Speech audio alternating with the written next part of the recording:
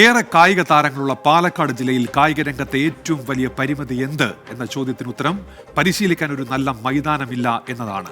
ആകെയുള്ള municipal stadium ആകട്ടെ ഇന്ന് ഒരു പരിശീലനം നടത്താൻ കഴിയാത്തത്ര മോശം അവസ്ഥയിലാണ്. സ്റ്റേഡിയം വീണ്ടെടുക്കാൻ രംഗത്തെത്തുകയാണ് ജില്ലയിലെ കായിക പ്രേമികൾ. സർക്കാരും നഗരസഭയും ചേർന്ന് എത്രയും വേഗം സ്റ്റേഡിയം അറ്റകുറ്റപ്പണികൾ നടത്തി കായിക താരങ്ങൾക്ക് വിട്ടു നൽകണം എന്ന ആവശ്യമാണിപ്പോൾ ശക്തമാകുന്നത്.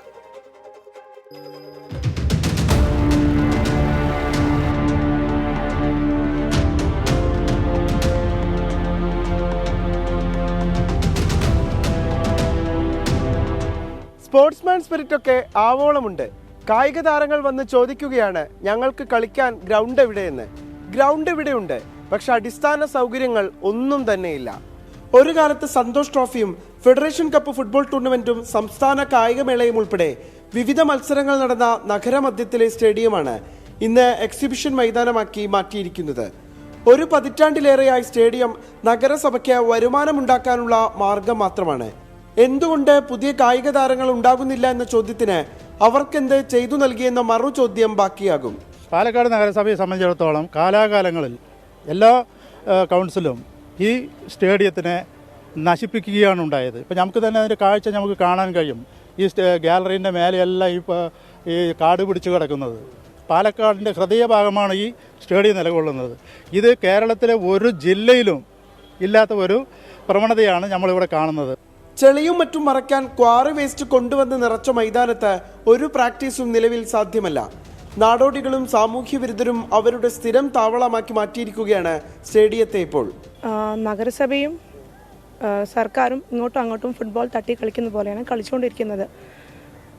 നമ്മുടെ സർക്കാർ പറയുന്നു, കഴിഞ്ഞ വർഷം പറഞ്ഞിട്ടുണ്ടായിരുന്നു 40 കോടി രൂപ ഞങ്ങൾ ഇതിനു വേണ്ടി വക വെച്ചിട്ടുണ്ട്. നിങ്ങൾ തീരുമാനിക്കൂ, നഗരസഭ നിങ്ങൾ തീരുമാനിക്കൂ. വേറെ ഏതെങ്കിലും സ്ഥലം കണ്ടെത്തുന്ന പകരം കുറേ സ്ഥലങ്ങൾ കണ്ടെത്തുന്ന സ്ഥല പരിമിതി ഉള്ളതുകൊണ്ടാണ് നമുക്ക് ഈ ചെലവഴിക്കാൻ പറ്റാത്തതാണല്ലോ സർക്കാർ പറയുന്നത്.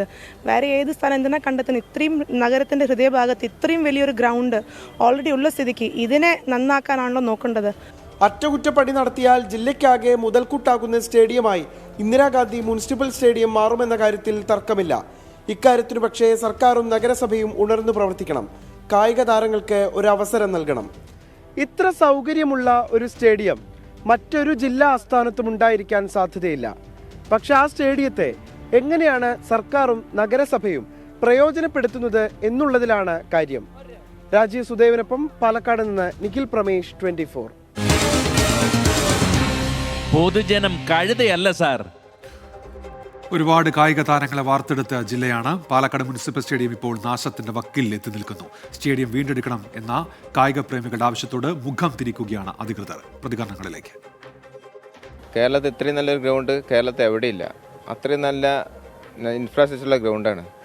ഇത് വരും തലമുറയ്ക്കും ഇതിൽ ഏറ്റവും കൂടുതൽ ഗുണം ചെയ്യുന്നത് കായിക താരങ്ങൾക്ക്, എന്നെ പോലുള്ള കളിച്ച് വളർന്നവർക്കാണ്. ഇത്രയും സ്പോർട്സ് പ്രേമികൾ വന്നത് ഇതിൻ്റെ ഒരു അവസ്ഥ കണ്ടില്ലേ. ഇതിപ്പോൾ നമ്മൾ 4-5 വർഷത്തോളം ഇതിൻ്റെ പിന്നാലെ നടന്നുകൊണ്ടിരിക്കുന്നത്. ഇതിപ്പോൾ നമ്മളിപ്പോൾ ഗവൺമെൻറ് ചോദിക്കുമ്പോൾ മുനിസിപ്പാലിറ്റിയാണ് പറയുക, മുനിസിപ്പാലിറ്റി ചോദിക്കുമ്പോൾ ഗവൺമെൻറ് പറയാം. അത് കഴിഞ്ഞ ബഡ്ജറ്റിൽ പറഞ്ഞതാണ് 40 കോടി രൂപ പാലക്കാട് സ്റ്റേഡിയത്തിന് അനുവദിക്കുന്ന മന്ത്രി വീരവാദം പറഞ്ഞു പോയതാ.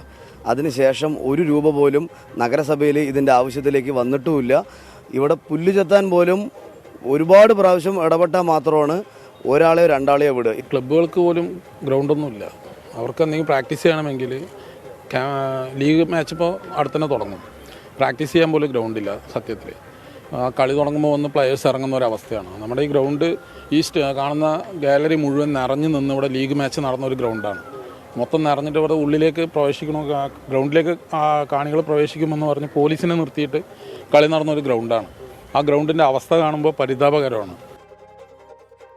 അപ്പോൾ ആ സ്റ്റേഡിയം അറ്റകുറ്റപ്പണികൾ തീർത്ത് അവിടുത്തെ കായിക താരങ്ങൾക്കായി എത്രയും വേഗം കിട്ടട്ടെ എന്ന് നമ്മൾ കരുതുകയാണ്.